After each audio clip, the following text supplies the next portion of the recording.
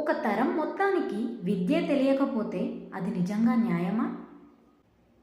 ఒక మనిషి చదువుకి కులం అడ్డుగా వస్తే అది సమాజం అపజయం కాదా?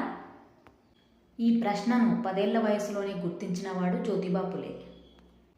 పేదలకి పుస్తకాలు నిషేధించబడిన ప్రపంచంలో ఒక వ్యక్తి స్కూల్ తెరిచాడు. మహిళలను నిశ్శబ్దం చేసిన సమాజంలో తన భార్య సావిత్రిబాయిని మొదటి ఉపాధ్యాయురాలిగా నిలబెట్టాడు.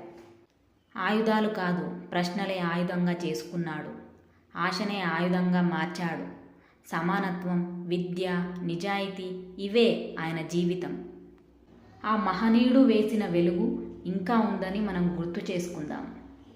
ఆ మహనీయుడు వేసిన వెలుగు ఇంకా మనలో ఉందని గుర్తు చేసుకుందాం.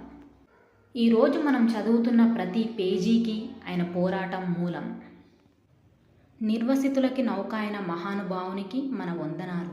జ్యోతిరావు ఫులే జయంతి శుభాకాంక్షలు.